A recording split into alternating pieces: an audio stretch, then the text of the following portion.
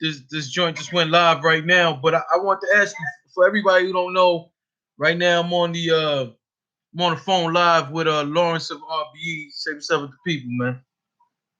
What's good, everybody? How y'all feeling? What's up? Yeah, man. Thank you for rocking with us, man. One thing I always said to people is whenever I go to RBE events, one thing about you guys as a staff is that you guys always show, people love, man. You guys always, it's almost like you guys have what they call a elephant memory, so to speak, because it's like you guys almost remember everybody. You know what I'm saying? Like, it's the truth, man. I don't know how to seriously, man. I say it all the time. Like, what's you guys? What's also my man? Shout out to my man No Mercy from Trap New York. Trap out.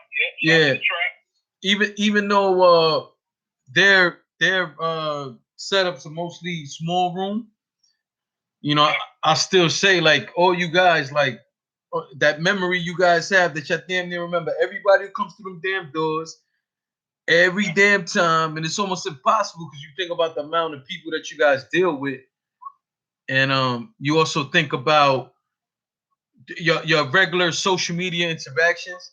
Like you guys deal with so much shit all the time that is like the fact that because I always say it, I know it ain't just me, but whenever I see you, you always show me love. We able to talk in between the battles.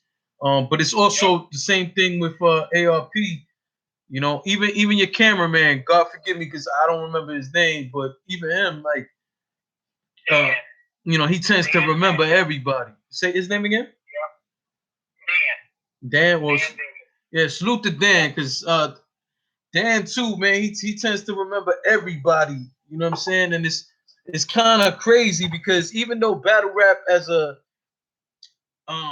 community isn't really that big when you think about it, it's still a whole lot of people, and I just always think that it's dope that you guys just remember people you guys are easily approachable, and especially you. I tell people all the time, like most of my interactions with you, I think it's dope because not only you talk about the battles, but you always ask it. I don't know if you do it on purpose. I'm just saying I noticed it. You're always asking people as the event is going, like, what they think about the event, what they think about things. And I always think, not only as a business owner, but just, as somebody that people are looking to, whether you see it like that or not. I just always think that it's dope that you guys, not only remember everybody, but you try to have a little rapport with everybody. Well, I feel like when we have an event, we're all a family. Not the whole staff would feel like, that's how we feel. Yeah, I always say like your staff in general. The only reason why I don't mention Shata as much, I mean, I mention them as your staff.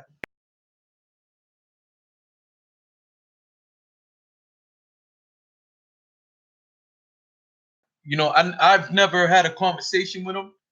Like, I might have been talking to one of you guys, and he come up and just say what's up, but I've never had a conversation with him.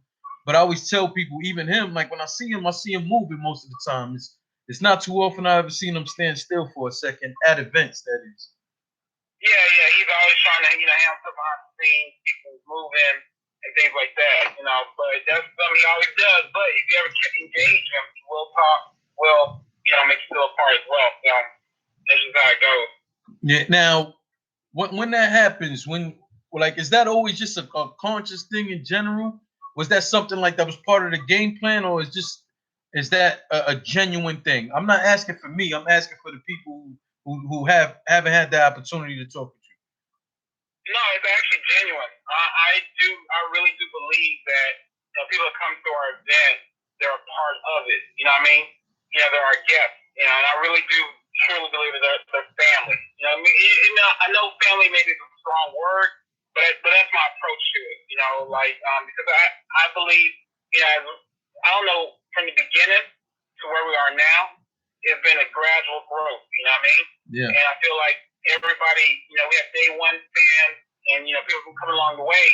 I'd be like, wow, man, everybody contribute to it, and so their contribution, absolutely, I take that as family. That's good. Yeah, no doubt. It's real and genuine. Yeah, I definitely always appreciate that, man. Like it never, to me, it never feels like, all right, give me your money and go type shit. You know what I'm saying? So Yeah, I always appreciate it. And for those who don't know, like we live right now, so I want to salute Lisa Craig's and Boss Man. Same thing as Selson Blue, which that's a funny ass name. Um, those are some of the people commenting in the chat. Yeah, man. So RBE, before RBE, there had to be something that attracted you to battle rap. I think in general, like so many people in this culture come from different backgrounds, because that the mistake that many people make is to think that battle rap is an American thing. Overseas, a lot of that shit is huge over there too. So this is literally a worldwide culture that's steady growing. So everybody has not only a different outlook on everything, but it's always think about it. Like some videos we have millions of views, and you got to think that uh, you know, it got to be at least a million people following the damn culture, which means there's so many different things that would draw you to it. So with that being said, what is the main thing you would say that drew you to this culture as a fan first? As a fan, I would say,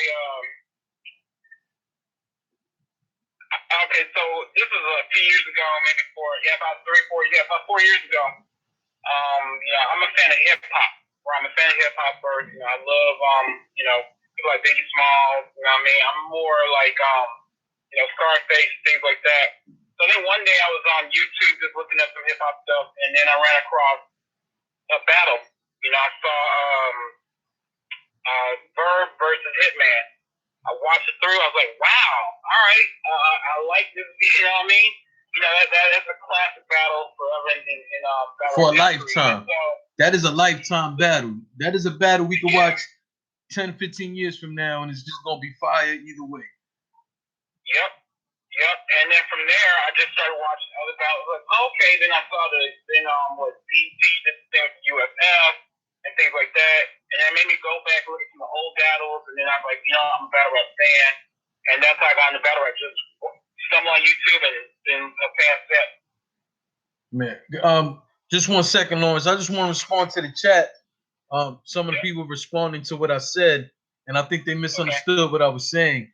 What I was not talking about the birth of hip hop. For those of you in the chat, that's not what I was talking about. I was simply saying that battle rap. Of course, hip hop was born in New York, and it just spanned. That's not what I'm saying.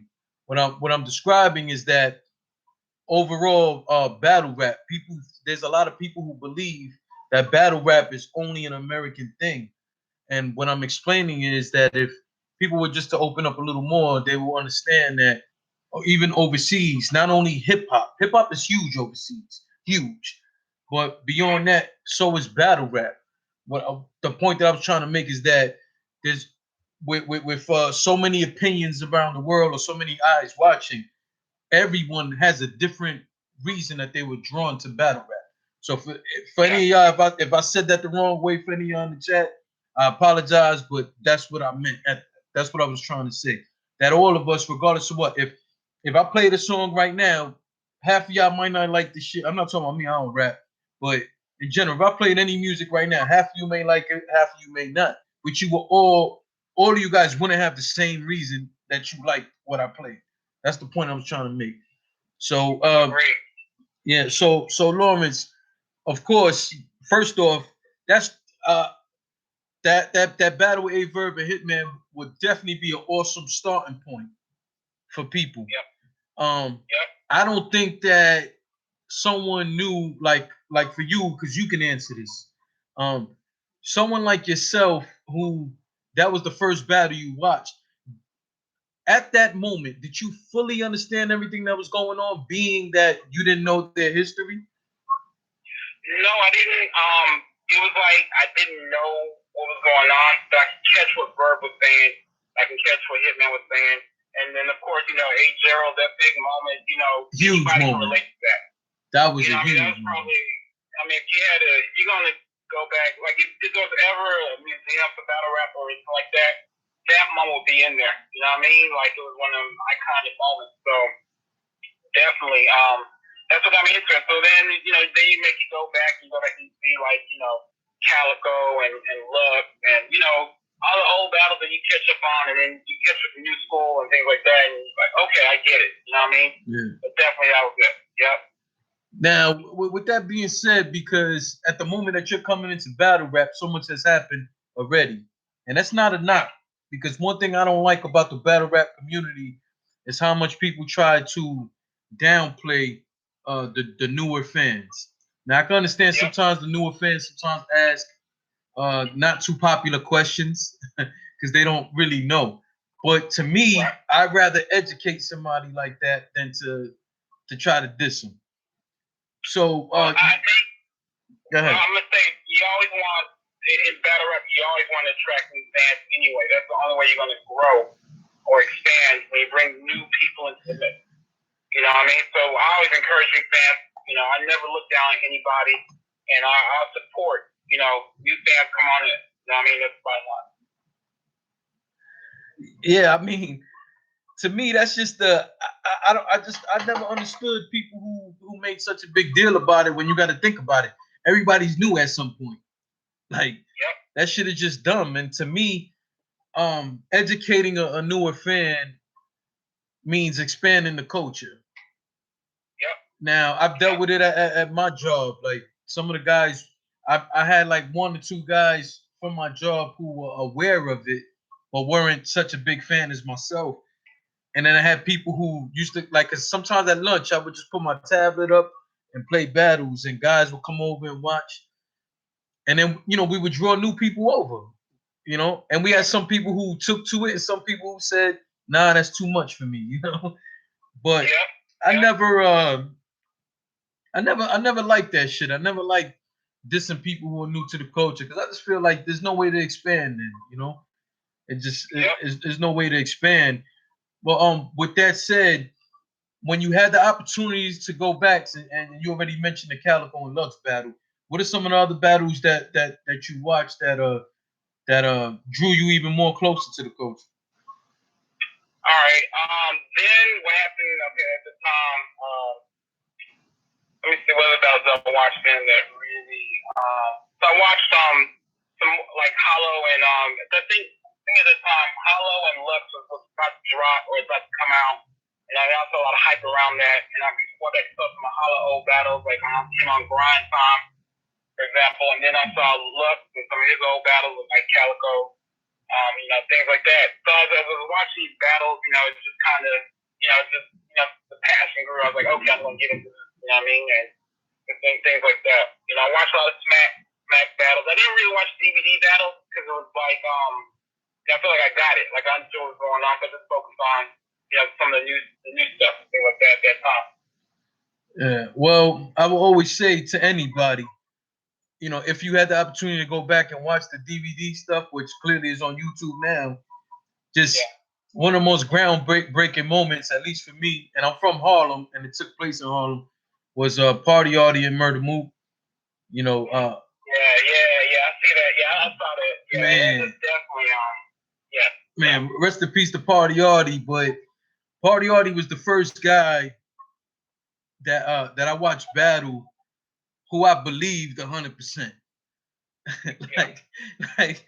like Party Artie almost was like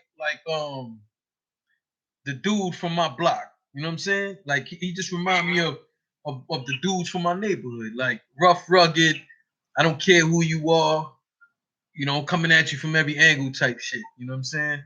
And Party Artie also had that OG kind of thing about him. You know what I'm saying? Like he came to me. He was Math was already out. Math and Iron Solomon was one of the premier battles at the time. But Math was already out. Head Ice and them were just about to come out in terms of Lions then. But to me, and this is to me, Artie was that first OG talk. Like that dude who came to talk down to you. You know what I mean? That dude came to talk that gangster shit to you. And rest in peace to Party Artie. But that was a battle that back in the day was on DVD. Man, I must have burnt my DVD player out with that shit. Yeah, man. Yeah, crazy how far, the history of battle rap itself, you know what I mean? No, But yeah. to be clear, battle rap definitely is a New York thing. It started in New York, and it just kind of, crazy. It is worldwide, like you said. I mean, so that's what's up. No, yeah, expanded from there. So, okay, so we get your introduction to battle rap. So, what was your introduction to it as a business in terms of wanting to go from a fan to actually, wanting to invest in the actual culture? So okay, so I was catching up on all these, YouTube and the battles, trying to understand battle rap. And then Adam, he used to blog heavy back in the day, and he did a blog on how to support leagues. He said, if you come to an event, you can afford it, buy VIP. It really helps support the league. So then, so because of that blog, I said to myself, my first battle rap event would be going to RBE event, and so that was Listen Soul 1, where Math was supposed to battle O-Red, and things like that. And so when I went to that event, I bought the VIP, and they treated me like a family. That's probably why I always maintain that approach to everybody, like treat everybody like family. But they really welcomed me in. I mean, I feel like I was a part of the staff, I wasn't. And, I was just really, really, impressed with how they carried themselves and how they handled, things. Because, if you think about it, at that time, if you're canceling on your main event being Map and O-Red, you expect disaster, things like that. And no pun intended on disaster, we know what happened and all that stuff. Yeah. But it was definitely like, one of the things that really touched me. And so after the event, I hit Adam up and I was like, hey, what I'd like to be a part of RBE Entertainment. And at that time, he was like looking at me a little less. I'm not from New York. I live in Dallas, Texas. Okay. And he was like, he wasn't sure if it could work. I was like, let's just see how it goes. Let's try it. And then, we did a trial period for a little bit, and then they liked how I carry myself and everything. That's how I was a part ever since. Man, no, that's definitely dope, and I can see how it would work because for the most part, I think you guys, I don't know what happens behind the scenes, but and I don't care to ask that. I'm just saying, like, you guys just seem like y'all able to work off each other. I don't see any of you guys get too high on no bullshit. Like, I think you guys just your attitudes and the way you carry yourself. To me, it just seems like one and the same. Right. That's how we are, man. We, you see how I am at events, and that's how they treat me at the time, and it's just something we always maintain no matter what. So, and I'm glad we're part of RBE Entertainment. Definitely, it's a great company and all that stuff. What was your first event during the trial period? What was your first event along with RBE?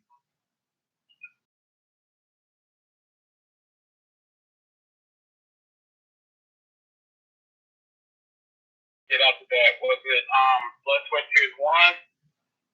Or was it? I think it was Blood, Sweat, and Tears 1. That was the trial one. I think that's what it was. And I carried myself down the same way, same approach. And after that event, it was all right, Lawrence, you're a full partner. That's it. Yeah, after that event, yeah. Blood, Sweat, and Tears 1. When it came to that particular event, of course, you're on there just trying to see if it worked. But right. At that moment, did they give you much opportunity for input, or were you just kind of play it cool just to see how things go?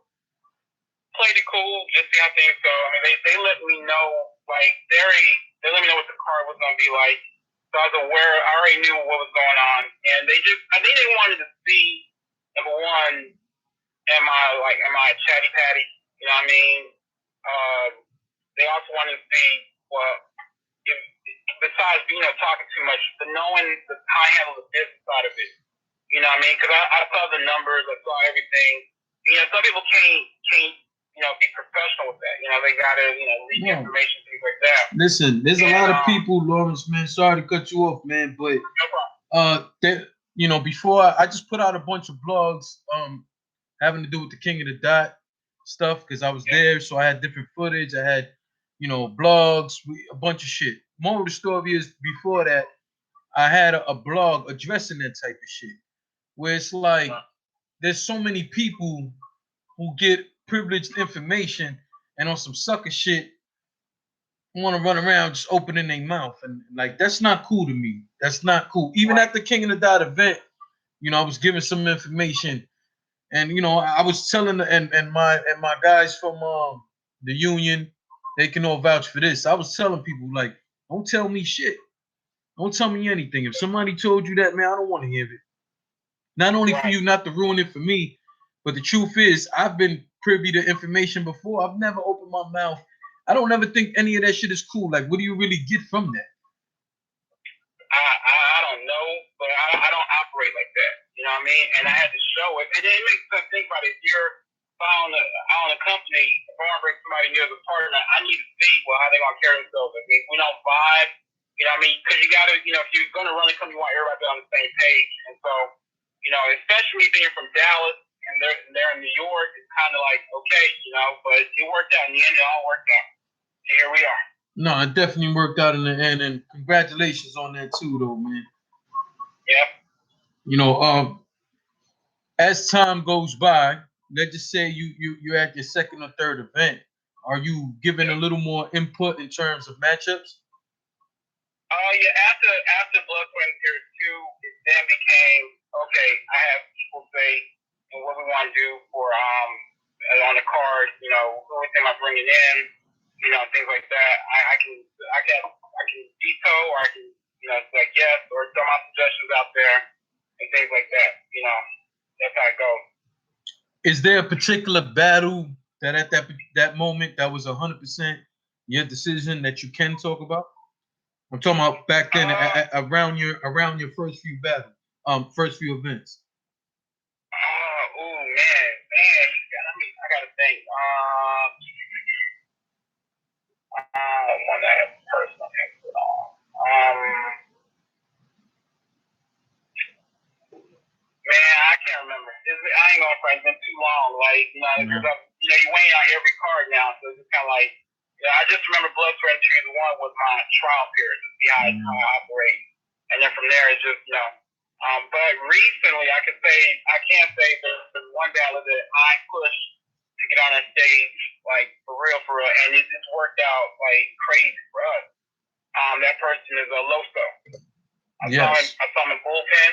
And I was like, we got to get him on our stage. Like, I kept, making the case, and then we finally did. As you can see, I was proven right. So, yeah. 100% right. 100% right, man. That, salute to you, man. Because that was a great call. I remember watching him on bullpen. My first time seeing Loso, I believe, was against Excel. I was there. Oh, you were there? Yep. So was that your first time seeing him right there, or you had saw him on camera first? That was my first time seeing him in person because I heard about him, and I was like, okay, I'm gonna go to this bullpen event just to check him out. You know what I mean? Because I've been here a lot, and so I saw him in person. I was like, okay, we gotta get him on our stage. Like, don't even, just know like we gotta do it. That's good.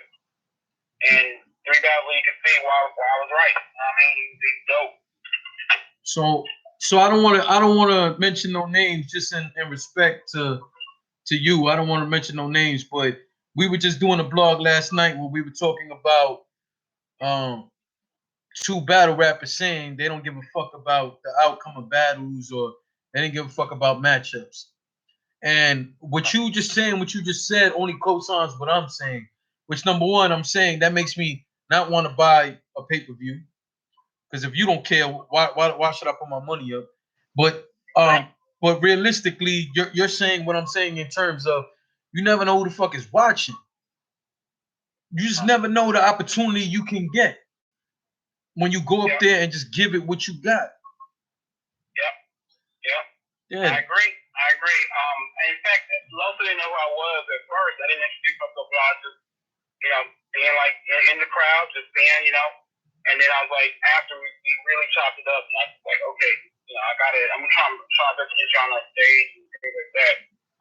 For the battle rapper, I really think I know what you're talking about. I saw a blog from DME where he talked about some battles not caring or something like that. Something to that effect. I will say I think the majority of battles do care. They do care about their craft. They do care about, you know, the battle and things like that. So, you know, I don't think it's a common thing. I just think it's just one of the things that happen. You know what I mean? But I do think battles do care in general. No, I won't dispute that. I'm just saying that just in general is the two things I mentioned. Like number one, that's not good for business. You as a business owner, I'm pretty sure if you heard somebody say that, you would cringe. You know, I would. I did cringe. I did. Love our friend. Yeah, and then secondly, you know, you're also looking at it from a standpoint of opportunity. Like you were there and you were impressed, and now you pushed for that, right? So now I'm sitting here like, yo, asshole. The fact that you even said that, not only do I don't want to buy a ticket, I don't want to buy a pay-per-view, but if I'm someone in a position to possibly offer you some sort of business or some sort of opportunity, now you just kicked yourself in the nuts. Because I just don't see after that, like, what about that makes me want to pull you to the side and ask you, how can we do business? I agree. I can't argue with that. You know what I mean? You know, some of these fellas just gotta understand that, yo, this is business, and you gotta make yourself marketable. And why would I want to see you if you come in like, yo, I don't care about this battle? Like, that's just not good business, man. So I feel you on that one. But even more though, Lawrence, and please correct me if I'm wrong, but it's like, with all the work that goes into throwing events, I used to throw events, not battle rap, but I know what goes into it. But with all the shit that goes into organizing an event, with all the things that goes on with these guys in terms of writing and formatting rounds, with all the things that goes on to trying to set up your next opportunity to eat, like how is this the shit that goes through your mind? It's almost like you're taking one step forward and two steps back. It just, to me, it just don't make no sense. Yeah, you know, every battle is different, but I do know the battles we try and bring to our stage. You know, we try and have an understanding with them, like, hey, you know, we're together on this. You know what I mean? Do your thing, do your promo, things like that, and just always remember, like, you know, this is, like we're trying to make it work for everybody. Everybody be happy. You know what I mean? So, you know, I know we try and stay away from battlers who may have the attitude of not caring. Like, we try and stay away from that stuff. It's not fair to our fans. Not fair to us, not fair. So that's what we try and do. No, yeah, definitely. Now, stepping off that type of shit, I just want to get back into more of the positive things. Yep. So,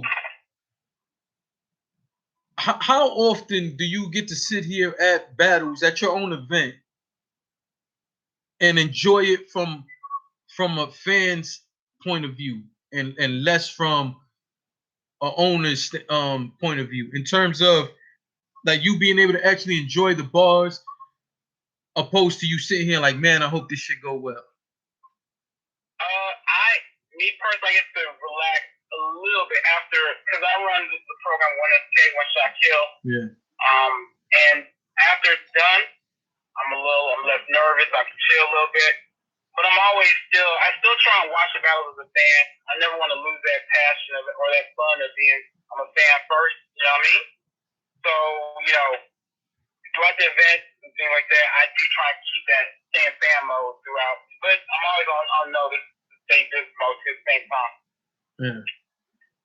Have you ever had as a 1SK, you know, I guess you running that, have you ever had a moment where you just so I guess you just can't get everybody you want at the same time, like a confused moment, like, damn, who do I pick for this particular situation? Yeah, it happens all the time. It happens all the time for me. It's never an easy decision.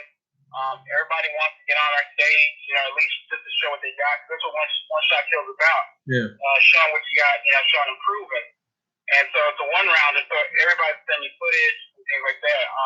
Now this card we got coming up, man, I'm only doing one SK, so you can only imagine, you know, everybody's trying to be on this card. Yeah.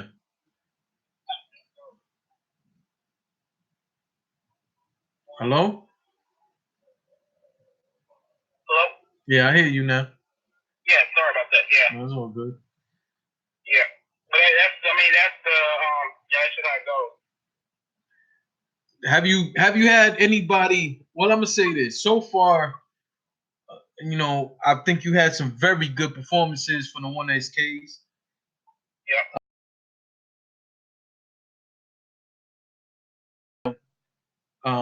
And this is not to diss anybody else, because if they watch my blogs, they see how great I talk about them. But the first person who jumps out my mind right now will be Nice from Jersey. So he did a 1SK, and then he battled, if I'm not mistaken, Heavy Half the very next opportunity. We brought him back for Heavy Half, yes. Okay. Nice definitely did his thing. That was a good battle, actually. Nice and Heavy Half. Dope. That's where dope. That's one thing I do like about the 1SK is that those we try to bring back, or if you don't, I really hope that they go on to do great things, whether it be on our stage or a different stage. That they just, I like to see success for everybody. What clicked for you guys to make that matchup? Like for him to go from a 1SK, which he had a good 1SK, because I'm trying to remember off the top of my head who he went against, but they did very well too. Was it Pyrex? He went against Pyrex Dawn. From Chicago, correct? Yeah, I was there for that. So for him to go from that to him getting an opportunity to go against Heavy Half, a guy who's been on you guys' platform already, what was the thought process into making that matchup?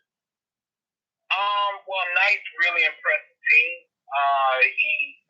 Adam shot he jumped out on when we watched footage and in the building.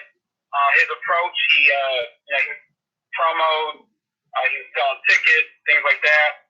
So it's like, yeah, we got to bring him back. And then Heavy Half at the time was willing to give him a shot, and so that was it. Heavy Half gave a shot. He set it up, and he saw we had a good battle. I don't know whoever won.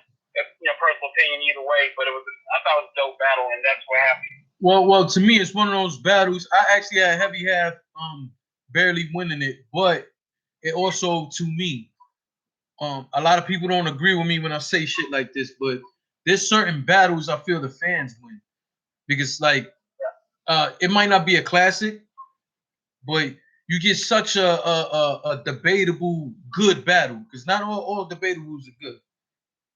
Right. But again, me personally, I had Heavy Half edge in the battle, but it was so good on both guys' side that is like you win as a fan. This is what you paid for.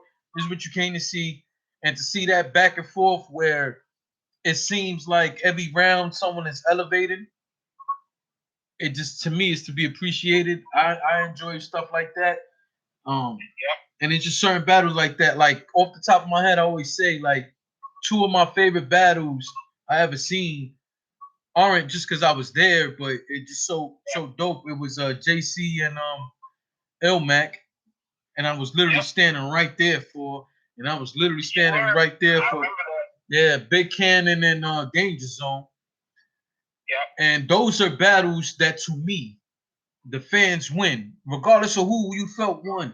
The overall picture is, yo, man, that shit to me boosts the culture. To me, it boosts, like you left there feeling like you got something to talk about. You got something to say, like you just witnessed something just dope. You know what I'm saying? Yeah, I agree with you.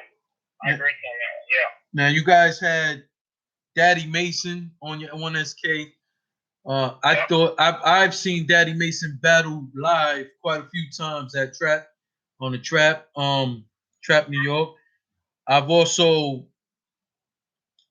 seen who was I just saying? Truth Watson. I've seen quite a few of his battles, and then he also battled on the 1SK. He had a dope performance.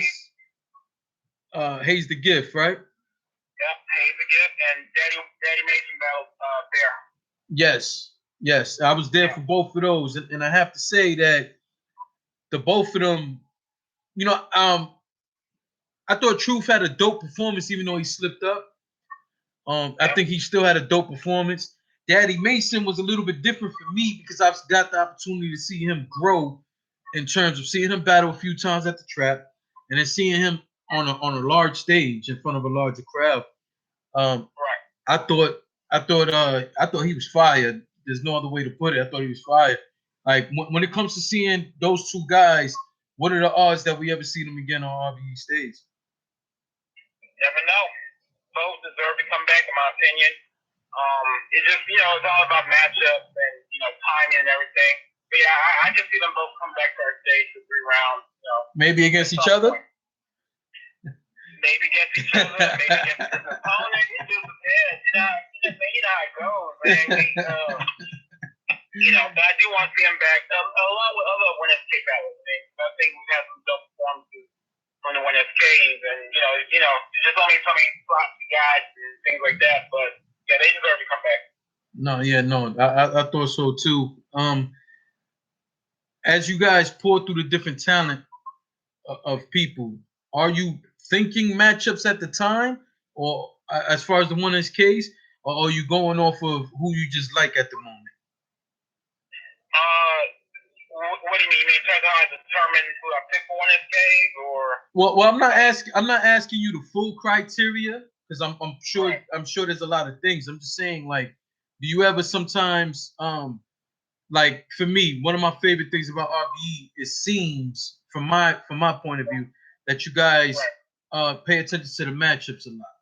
So what I'm saying is, are you using that same method for the WinSKs, or are you saying, I think this guy is dope and I think this guy is dope, let me just put them together?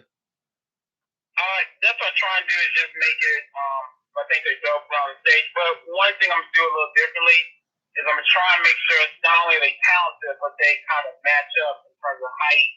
You know what I mean? Because like when True battled Hayes and Jeff, Hayes is like, what, 5'2", and True like 6 feet, so it's an odd look. You know what I mean? So I'm trying to make sure I get that right. But yeah, talent. That's all I care about, talent. That's important. I agree. In the chat room, my man J Biz said Stewie Newton need to get a battle on RBE. So just keep that in mind. Stewie is nice, no doubt about it. But if I'm not mistaken, I think he was URL, was in the contract. I'm not sure, but I think there's some that's going on here and there. Yeah, J Biz. I don't know if you heard that, but J Biz, he just answered your question. He say he thinks he's not sure, but Stewie might be on the contract. Yeah. So now let's get into these main stage battles. Yep. So I want to start off back with what I just mentioned, which was the JC versus Ilmac. Yep. First off, it was just funny because I had did an interview with ARP, and we were talking about dream matchups. And I am not by no means taking any credit. I'm not saying that, but that was the matchup I said was the JC and Ilmac. And he had told me that he had tried, like behind the scenes, he had tried working something out with Ilmac. And next thing y'all know, a few weeks after that conversation, we get the announcement. Me as a fan, I went crazy. But even more was knowing that I had that conversation with ARP. Like, how often are you guys floating out these sort of conversations where when you're throwing out, something you would like to see, opposed to you truly something you throwing out to actually pursue? Well, we always like to, usually when we do a card, we always move like 3 steps ahead. Like, we're always thinking about the next card in terms of potential matchup. Like, we put stuff out there. And then, because we try and lock in the stuff at least 2 or 3 months in advance. What we want on the card, things like that. So that's how we're always thinking, just throwing stuff out there. That Ilmac JC matchup, I'm not going to front. I was nervous for that battle because I just wasn't sure how Ilmac would translate to New York. I mean, I know he's battled before New York, but it's mainly been on the West Coast. But it had been a long time. It had been a long time before he did that. Yep. And so, once he got on stage, a few bars in, I'm like, okay, he's good. And he could see it was a dope battle. Whoever you say you won, it's personal, but it was a dope battle, and he translated well on that stage. So, yeah. And that's why I say that's one of them battles that the fans win. Regardless of what. regardless of what, like I personally felt like Ilmac edged it. There were some people who said JC, and even in the building as I was walking out when the conversation came up, like I told some of the people, like ain't no even point of arguing. Like this is one of the things that you won. You know what I'm saying? Like, and then when you guys actually released it, it just reassured everything I thought. Yep, definitely was a dope battle. Yeah, so that's how we do the matchups in general. We think in advance. We throw stuff out there, and then when we feel like it's right, then we just we go ahead and handle the business behind the scenes and things like that. Then we just make our announcements and we go. So I want to take you back just a little bit because if my timeline is correct, and it might not be, I'm just going through it. If my timeline is correct, then that means you were part of RBE when you guys did the Writers Block versus Team Hami. Am I correct? Yes, sir. Man, that was crazy. Were you? I think you was in the building for that. Go ahead. Were you in the building for that? Honestly, I don't remember. I've been to quite a few events, and I honestly I just can't remember. Yeah, that was that actually honestly that was probably one of my favorite cards that we've done. And I love all our cards, don't get me wrong, but that might be one of my personal favorites because of the tension in the building.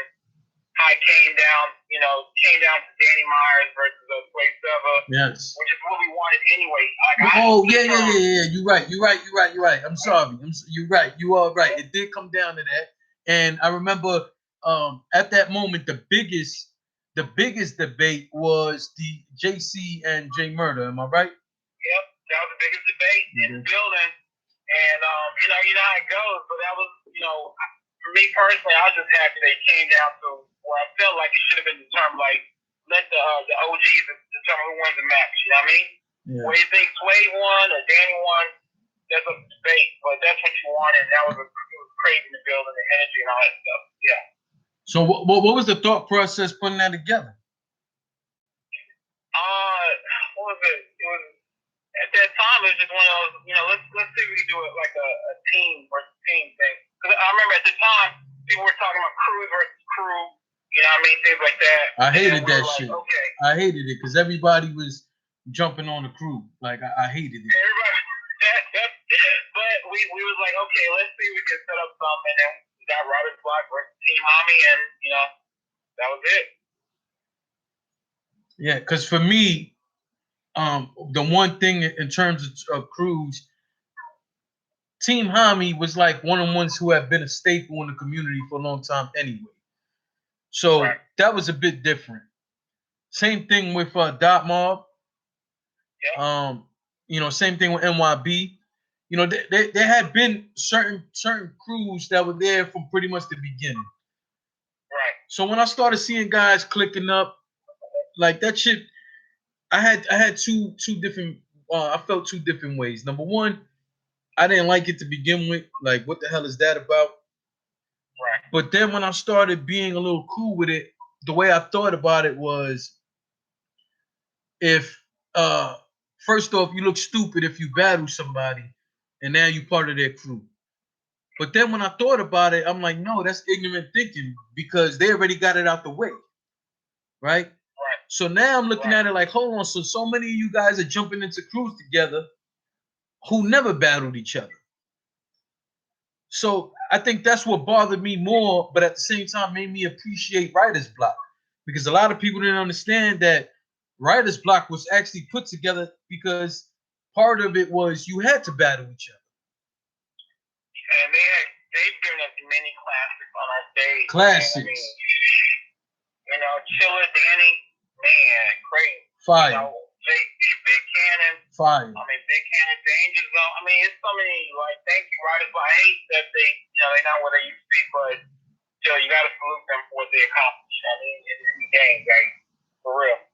No, that's definitely how I view it. Like, as much as I hated that team shit, at least with them, they was going at it, man. And I hate that, they're not rocking with each other as far as being a team, but what they brought was just awesome to me, especially with that rule being there that you gotta go against one, you know what I mean? Because, to me that's what it's all about. And then if all your favorites are clicking up, what is there left to watch?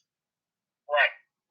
You know, So because I'll never forget them. I salute them for real. Like, if they ever get back together, that'd be dope in my opinion. But yeah, definitely. yeah, no, listen, man, they're one of the few I would wish to see back together. So I know the I mean, there's still clicks out there, but it's not something we're hearing so much about. But do we see a card like that coming up down the line? We might. I know. I thought that we should do it again. Like just do another. But it's kind of hard now. It's really hard because the crews aren't what they used to be. You know what I mean? Yeah. You still got Team Hami. Yeah. You know, but then Dot Mob situations there. You know what I mean? You got Brothers Like a Dawn. It just be a little hard, but it's ways. We may bring it back in a different way that I think everybody's gonna like. We'll see. But it's definitely something we thought about doing.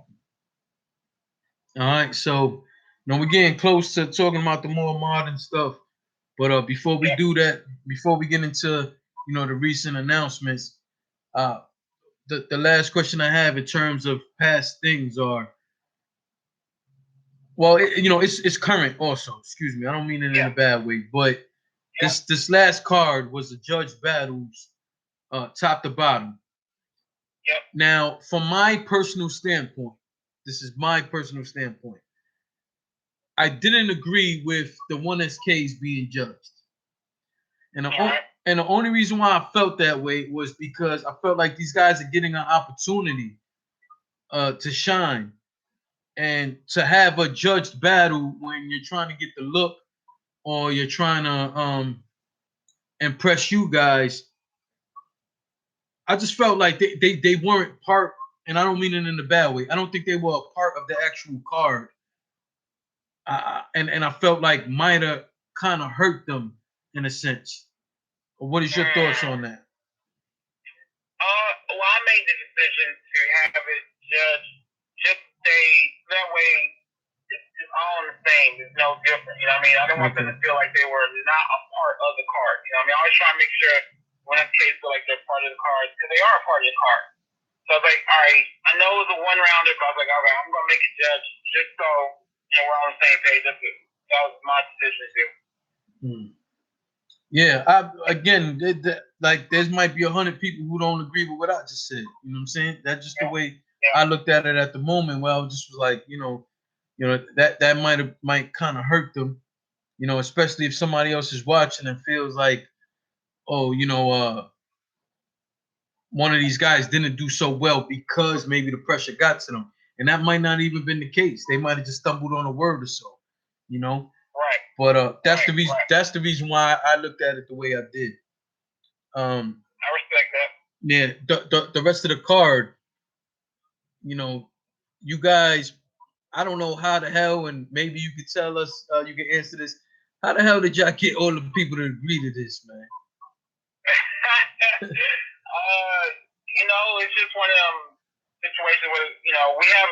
If you think about a lot of the battles on our stage that came at Battle at Night, we've done business with them before in the past, so it's kind of easier to negotiate. Hey, let us get this judge thing going because they trust us. They know we're going to handle our business and things like that. That's one of the good things. If you do good business, good things can come. So we've always done good business with them, and now it's easier to explain it to get them to agree to being judged, and they're all right. You saw the results yourself.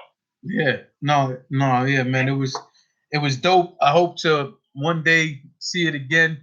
I know it's gonna be hard to do, but I definitely hope to see it again. I thought it also brought passion into things, especially when we find out, some of the backstory that ARP and both Math both put out there in terms of their conversation. I thought that clearly motivated Math. I'm not saying that he needed it, but they both admitted that it did add some extra motivation into it. You know what? Math is making a case to be Battle of the Year, man. He's been on a crazy. Killer, he's been killing it for real. Fucking crazy. Just crazy. I'm happy for him. I'm really happy for Math. Like for real. Like I'm glad he's back. win. You know, now he may be back on our stage again this year. You never know. Just saying, but yeah. Well, I'm hoping so, and if not for this next card, hopefully we'll catch him after that. And you know, if that's the case, man, I'm gonna do everything I can be once again to be in the building for that. You know, especially if he continues. To me, this isn't a complete shock, the role he's on, because he's done something similar like this before. I don't know that he did the 3 weeks back to back on 3 major stages, but you know, people forget that after that Marv battle, Math went on like 11 or 12 battle run, where you know he was battling back to back crazy. Again, I don't know if he did the 3 week straight thing before, but I know they were very close. Yeah, I was surprised he was able to win like baseball 3 for 3. Like that's surprising. Like seriously, like I was like, wow, Math did it on that form. You know what I mean? I much success on for real. Yeah. So now I just want to get into the whole what everyone's talking about. We're gonna talk about the whole Mook card and everything. So again, I'm gonna start off giving you my opinion on something, and then again, you can tell me to shut the fuck up and cool with it, but I got you on the phone, man, and I'm not gonna pass the opportunity to ask you this. So myself included, a lot of people had a issue with the Mook battle being announced during that card when it turns out that that night they were not gonna announce who his opponent was, and B, later on finding out it was Verb. There were a lot of people clearly who were excited about this battle, but a lot of people felt like the way the announcements happened wasn't good. I definitely feel that way. I felt like, especially at the end of the battle when Pat Stay pretty much let it out the bag, which I don't think he meant to, but you know, who knows. But moral of the story is just it looked funny from the standpoint of you have a judge battle between. Well, first off, people like myself were really annoyed that Mook showed up and did all that damn talking, because it was like you're gonna stand on the stage on the microphone, talk this much. You're gonna go and talk with Rap Grid. So now we got about an hour of you talking and no announcement. That's number one. So that shit was annoying. I'm just telling you straight up. That was annoying. Then to find out, you know, later on the next day that it was that you were battling Verb, right? And it couldn't be announced at the moment, but it kind of looked bad from the standpoint of if you already know you have Verb and Mook locked in, then why have the Aye Verb and Pat Stay battle at all, or have it judged knowing you're about to make this major announcement? What is your opinion on that? All right. Oh man. Okay. Let me first say this. Remember what I said earlier? We move like 3 steps ahead. We plan our cards way in advance. Yeah. Right. So the move situation was something that came up on us, and we just couldn't pass it up. You know what I mean? Yeah. And so we already booked Verb and Pat Stay. Now, let me ask you this. Let me throw it at you. Okay. How would it look if we announced Mook versus Verb ahead of the Pat Stay versus Verb? How would you feel against Pat Stay? Would you feel like, man, these guys set me up? Am I just being looked at like, you know what I'm saying?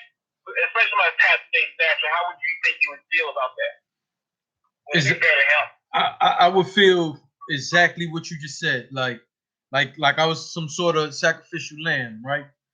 Yep. But the fact that you saying that only makes what I said a little stronger, where it's like, okay, but it still was a judged battle.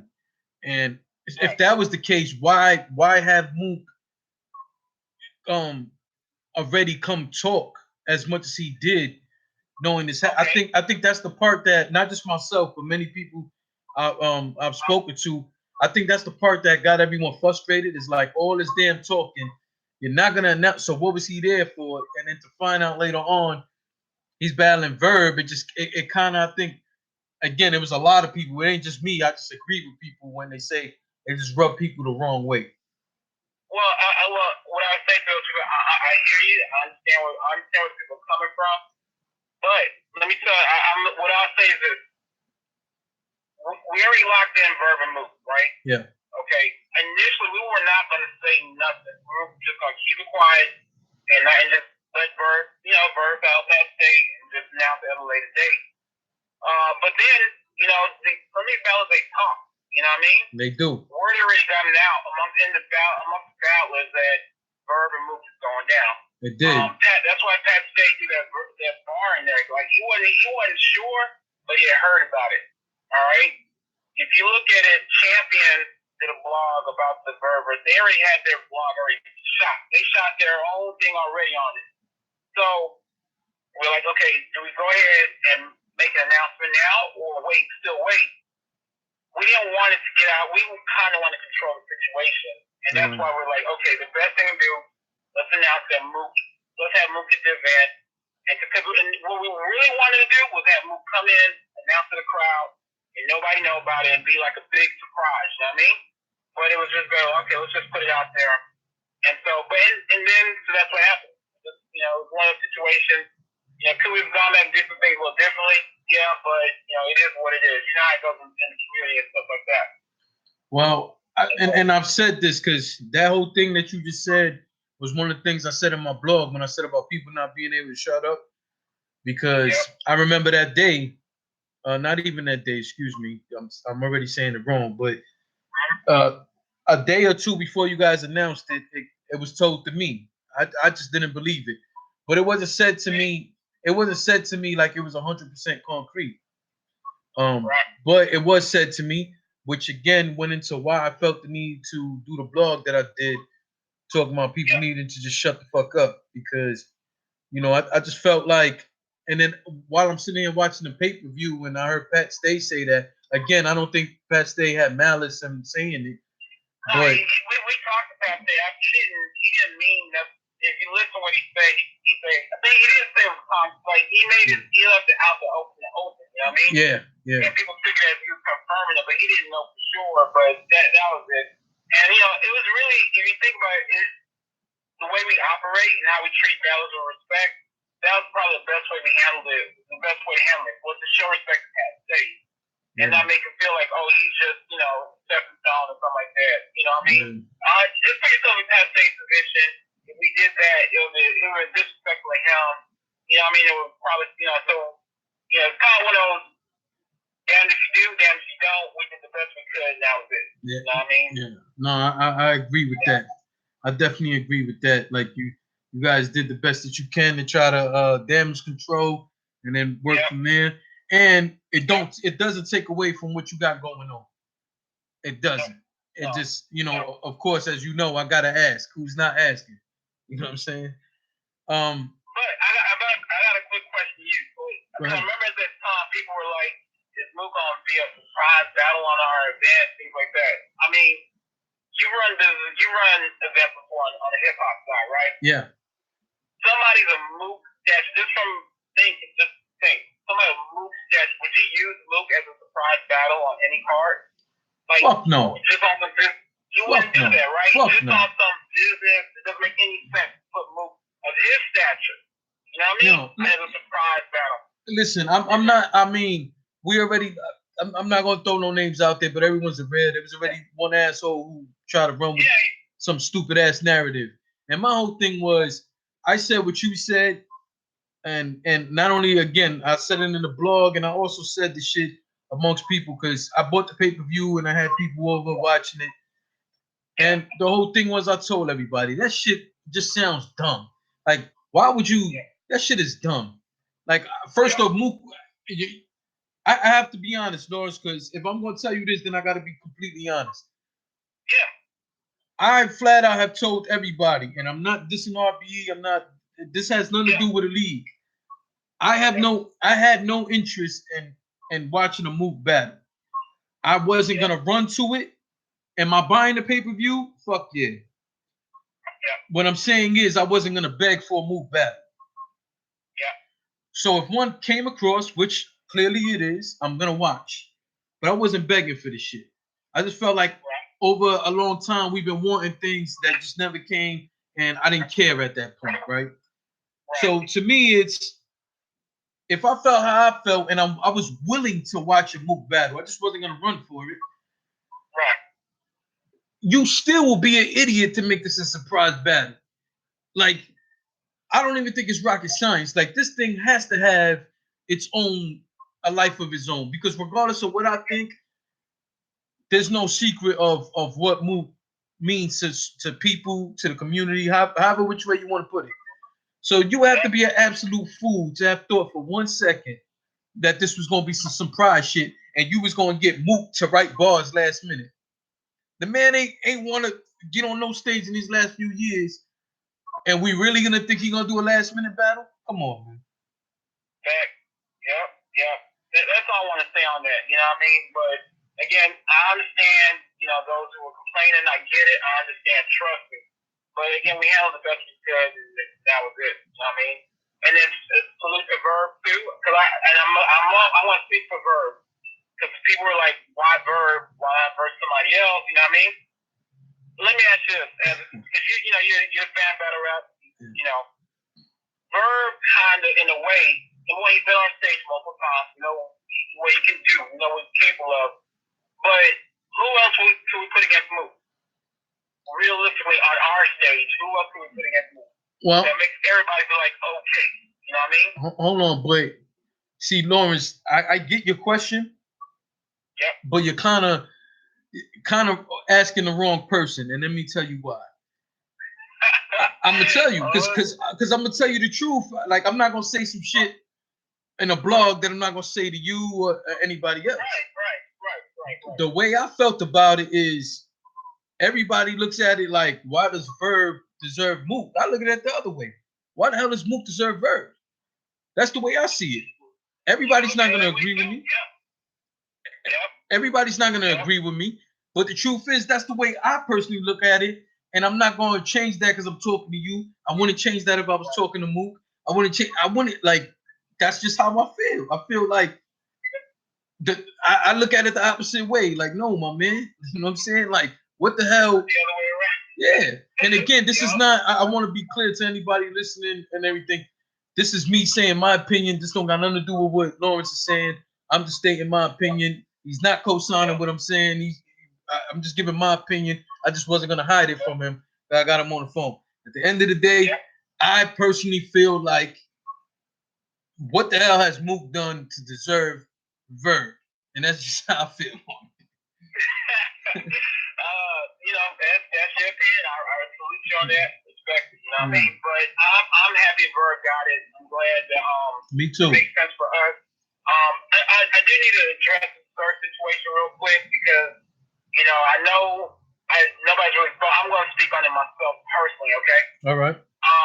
We did approach Sir. This was when he was fresh out of jail.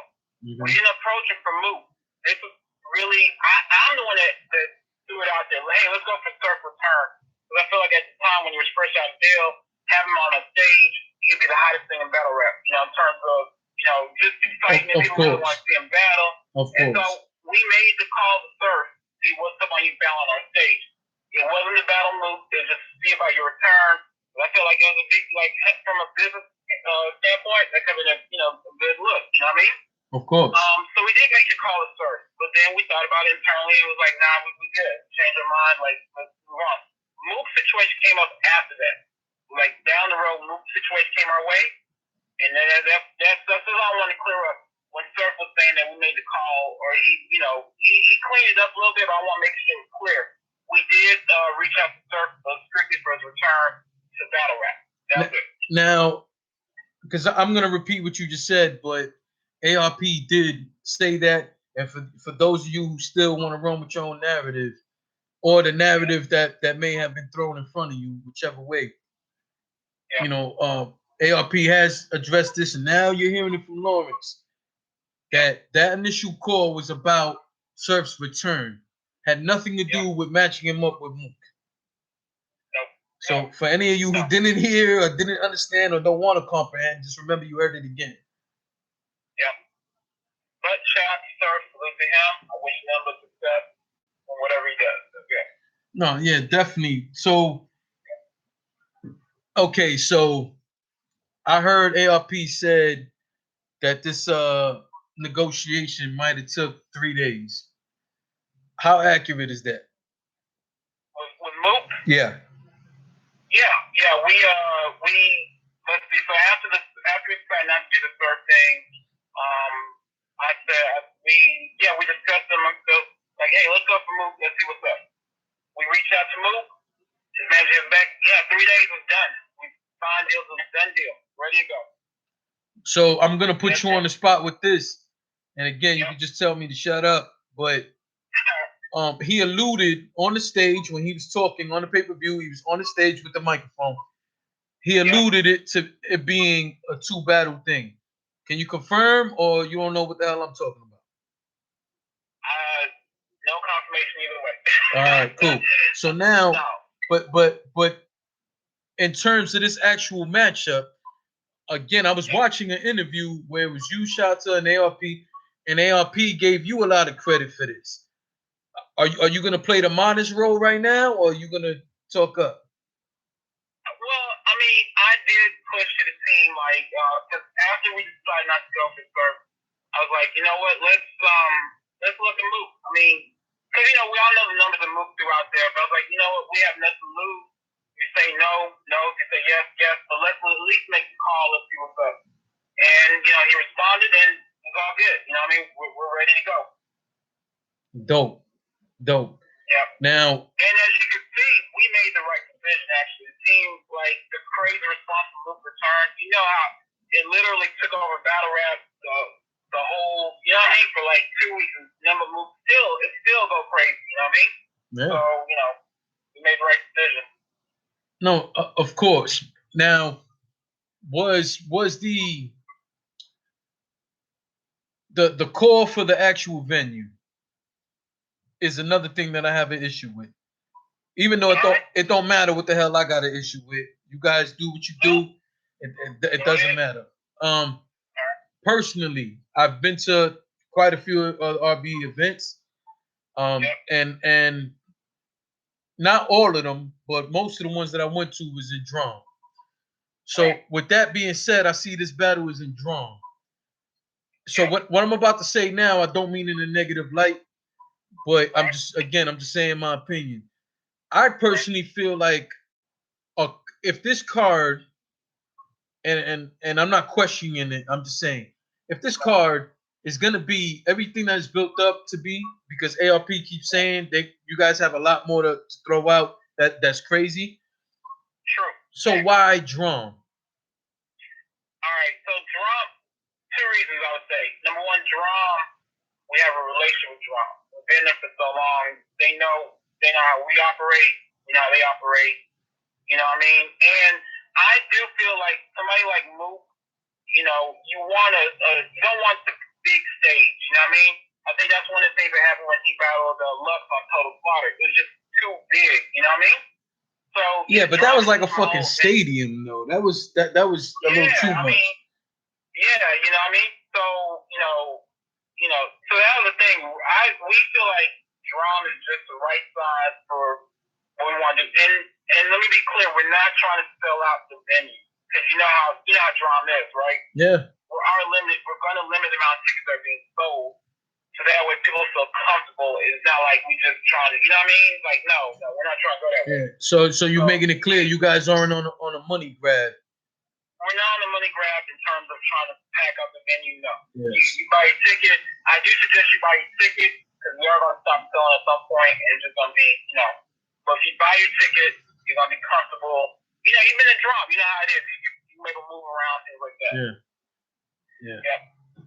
Well, another part of the whole Drum situation, which was noticeable for me and some other people who has been to a few events, and it was that there was no VIP tickets on sale. And one of the things that ARP alluded to was that he had been contacted by quite a few celebrities, and therefore it wouldn't have made sense. Now, Is that true? Am I reading what he said correctly, or is there a plan to later on have VIP tickets? No, he is correct. There will not be VIP. Well, that's why we do the stage passes, but there won't be any VIP. It's just a team decision, no VIP this time around. Yeah. No, I personally, I think it's a smart call from the standpoint of I've been in that building for multiple events that you guys have had, and I thought something again. That's why I said even something of this magnitude. I would have wished you guys would have did it in a bit bigger venue because I feel like it would have just not clearly it would have had way more people, but I just think that I think it would have just been a again. I don't want my words to be misunderstood. I think what you guys are doing is fucking fantastic. I just think that a slightly bigger venue would have just brought um maybe a bit more I want to say star power, but I don't mean it like that. Like I just think it would have been a bigger draw. It would have been a bigger all around situation, and that's why I question Drum because you guys definitely have done some dope ass events at Drum. To me, it's been easy to get to. I haven't had a hard time getting to Drum. Um, I just felt like the magnitude of this just warranted a little bit more. But I totally understand what you're saying. This isn't about being a vulture. This is about bringing what you bring in a fair situation. Correct? Correct. And also, one more thing, it's not easy to get a venue in Manhattan. Like, if you think about it, my personal opinion, if you're going to do any battle rap event, it needs to be in Manhattan. No matter what the venue, you got to have in Manhattan. Yeah. I'm being for everybody. So, that also played a factor why we stuck around. So. Yeah, no, I agree with you 100%. So now we jump into the whole King Lo situation. Yes, sir. Another dope announcement from. Here's my confusion with the King Lo situation, and it's just that I don't know him from battle rap, and maybe I'm in the minority. I know him for music. I've heard him rap. I heard he's written songs for guys, so I'm aware of his stature. I'm saying maybe you can educate me right now. I'm unaware of him as a battle rapper. Does he have some sort of footage out there, or is that just a hearsay thing? Because it's still a dope announcement. I'm not taking away from that. I'm only talking about the battle rap standpoint. Yeah, he has footage out there. I can send to you. I don't have it with me readily. Yeah. Like, remember, he does have footage on YouTube and battling. Yeah, I'll check it out. I'll look for it. It's one of those things where he's just, people know of him. You know what I mean? They know him in more of his music. But he does have a battle rap background. I'm curious to see how he does on that stage. I think he's going to do well, especially against his opponent, which is going to be, you're going to be like, wow, you know what I mean? Yeah. I'm not going to say who it is, but you're going to be happy with the opponent. And I think it's going to be a crazy battle. That's it. Yeah, I mean, we're anticipating it. I know you guys said that announcement might be coming in the next few days. So I'm anticipating that. I just, like I said, I was just unaware from the battle rap standpoint. I knew him as an industry rapper. Either way, like I said, it don't take away from the announcement. I just wanted some sort of clarification on that because he does have a battle rap background, so it's going to be interesting. Now, I don't know if he's been painted. I think he follows battle rap still, so he's probably in touch with what's going on today. We shall see what we don't know. Yeah, I'm pretty sure. Like I've seen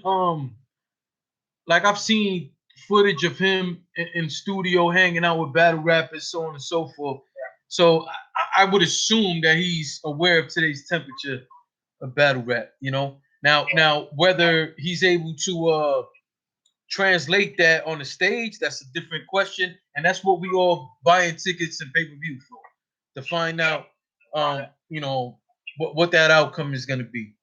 So in terms of this card, I just have one last question, and again, I'm not asking for specifics. I'm just saying more or less how many battles are we talking about on this card? this card,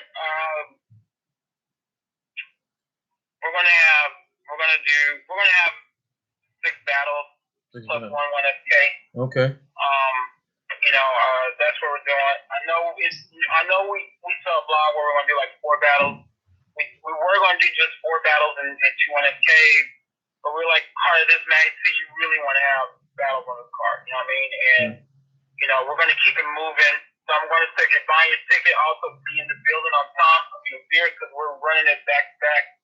We're not gonna wait. How in some events take a couple hours for people to get going. Even when we found events take a little time.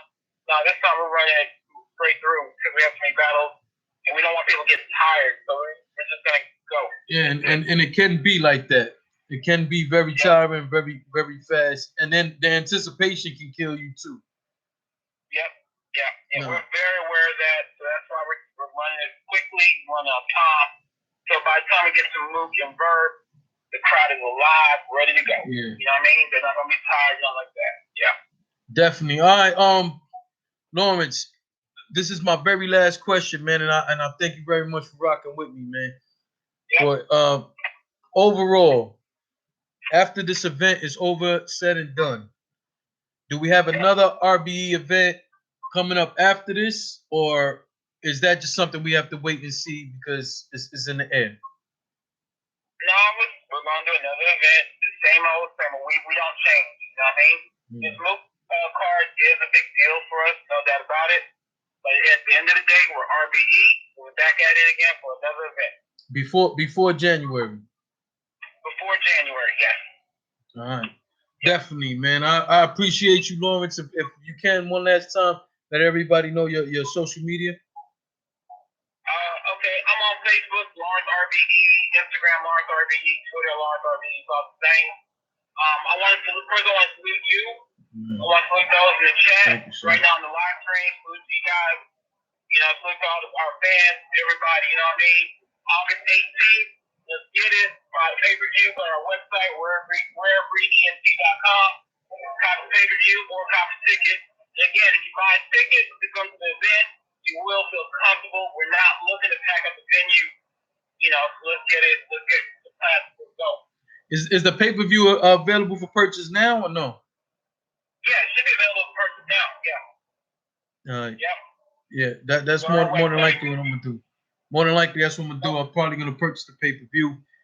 But either way, man, I'm excited for this. I can't wait for this to happen. But I just wanna tell you, and hopefully soon I'll get to talk to ARP. Is thank you guys for putting such a monumental situation together, man. Yeah. I mean, again, I know I did push to get moved on our stage, but what I'll say is just like it's been crazy. You know what I mean? Yeah. Like I didn't think it was. You know how somebody throw something out there and you're like, hey, let's see. But when Mook accepted, and then I didn't even expect the response we got from everybody, just be it good or bad, just the craziness. Everybody moved back. It's like wow. Yeah. So. That's just how it goes. Game goes. That's it. So, again, salute to you, salute to everybody in the chat room, and, let's do it again. It's getting closer. I got to come back and talk about the matchup. You know what I mean? I'm with it, man. I'm definitely with it, man. You know what I mean? Let me ask you something real quick. Yeah. Because we both was at the KLTD event, right? When you go to other leagues, right? What do you look for when you go to an event? Well, the number one thing is, I think everybody hates being on the damn line so much. So we hope that the door open on time, which almost never happens. The other thing I always look for is, like I said, which stands out the most when it comes to you guys, is feeling welcome. Not being treated like shit. You know what I'm saying? Or not being treated like a dollar. You know what I'm saying? That's always dope. And then the next thing is, which I want to see more of, I've said this to ARP also, I'm a supporter, and there are a lot of people like me. Not everybody, but there are a lot of people like me. So when I go into that KLTD event and I see there's different kinds of merch for sale, it's like, what the hell are you guys doing in these other leagues? Like, This is what we want to see. Like, I understand you guys spend enough to get battles done. I'm not saying that. I'm only saying, like, some people like myself, if you make us feel a part of something, then let us be a part of it. Let me buy a shirt off you. Let me buy a hat off you. You know what I mean?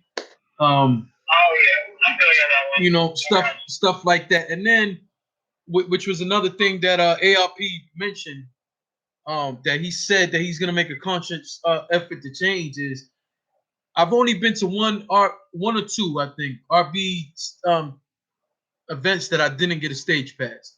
All the other times I get a stage pass. And one of the things that's kind of disappointing is when everybody else gets on stage and they get to get in front of you, and you got to be looking over shoulders after you bought the stage pass. So, no, yeah. I've heard ARP say that, and I believe it. I believe you guys. You know what I'm saying? But for the most part, it's them two things I said. Like, who doesn't want to feel welcome? Like, I don't care if I buy something out of McDonald's. Like, I don't want to feel like I'm just another dollar you grabbing. You know what I'm saying? And you guys do a great job of that. I also want to be able to get some drinks and everything. You guys already got that under control. I've been to you guys small events where you had food in there and drinks, and only thing I want to see differently, I want to see you guys have some merch. And I don't want you guys to go crazy bringing boxes of merch, because not everybody's going to support, but just enough that if I want to come up in there and show some love, or if it's my first time and I just had such a great time that I'm motivated to support, then plus it's promotion. There's somebody running around with an RBE t-shirt. You know what I mean? That's something I'm bring up the team. Like, let's bring it up, talk about it. You know what I mean? Yeah. Now you got to about merchandise today. Everybody, got paid. You know what I mean? It's kind of hard to, it's on sale, things like that. But definitely we'll think about it, like that. Maybe reach out to a designer or something, have them print something, you know what I mean? And so, stuff like that. But yeah, we'll think about it for sure. No, definitely. But again, other than that, you guys are doing a great job. And I want to see you guys keep going. Like you said, after this, you're not stopping. And I want to hear that, because I am a fan. First off, I'm a fan of battle rappers first. Battle rap as a culture, that's what I'm a fan of first. Secondly, I'm a fan of leagues. I don't have one favorite league. That's why you see me at multiple events, multiple leagues and stuff like that. But I still root for you guys. I don't love one league, but I just root for everybody to do their thing. And I just always, again, I love the way I've been treated in RBE, and I also love the matchups. I think you guys the last few years have been doing awesome with these matchups, and just can't thank you enough. Yep, I appreciate it, man. Salute again. So till next time, and let's get it. Again, buy the pay-per-view or buy a ticket. Either way, support. I appreciate any support that we get. Yeah, definitely. I'll be posting the link regularly down, man. I'll definitely be putting up. And again, we'll speak before the actual event, man. Yes, sir. Man. All right, take it easy. All right, man. Have a good night. Well, as you guys already heard, man, that was Lawrence from RBE. That's the co-owner of RBE. He and I have been trying to bring you guys this interview. Things have been rough. Then we had saw each other at the King of the Dot event, and he was on a whole other side, I was on a whole other side, and then we missed each other, so on and so forth. But he was a man of his word, as you could tell, and we got the interview done without me having to hound him, which I wasn't going to do. But he's just, what you were hearing in Lawrence is what I just known to be genuinely him. Like, again, if you go to the events, man, like, he would genuinely walk up to you and just talk to you, or ask you how things are going. Is there anything you could do better, in terms of future events, or to make that situation more comfortable. And I always respect that. Same thing with ARP. Like I said, the whole staff, they just they are not just there to grab a dollar. You know what I'm saying? And that's always a dope thing. Secondly, like we said, man, buying the pay-per-view or showing up to the event is very important. There's so many people in the battle rap community who wanted to see a industry rapper on the stage. Well, guess what? They brought that to you. There's so many people who want to see Mook on the stage. Guess what? He brought that to you. There's so many people who want to see Verb on the stage. You know, they brought you that countless times. And you know, this situation is great for everybody to be talking about it. It's definitely great for battle rap. But now it's time to support. You know what I'm saying? And like I said, I wanted to be in the building. I don't think I'm gonna be in the Apollo. Get from there. I don't think I'm gonna make it to be in the building. I'm not. I forgot to ask him, but I was told stage passes were sold out, and the main thing is, you know, I don't know how things are gonna be for me from here to August. So I think right now I'm just gonna purchase my pay per view, and if later on it looks like I can be in the building, then I'll purchase the ticket, and it won't matter because a lot of times I purchase tickets and pay per views anyway. With that being said, I got to shout out Vega 72. Of course, my comrade DME Detroit, the Union in the building. Nisa Craig, salute to you. Trill Dollar, uh, Battle Rap Grind Time, Bossman Wildermans, J Biz, and everybody who is here. Some of you guys who are in here may not have commented, but I see there's multiple people in here. So, you know, salute to you. Thank you for rocking with me. Thank you for spending your time here. And you know, if you haven't already, I need you to subscribe and hit the bell. Hit the bell. That's the most important part. When you subscribe, hit the bell. You know, I always hear from people all the time, oh, you know, I didn't know you had this interview, or I didn't know you did this blog, or I didn't know you had this footage. I put out a bunch of footage from the King of the Dot event. I was in the building with my union comrades. And you know, I put out footage, exclusive footage, you know what I'm saying, of our road trip mixed with in the building footage. So, you know, there was a lot of people asking for that. You know, I threw that out there and I still have people asking me, oh, where's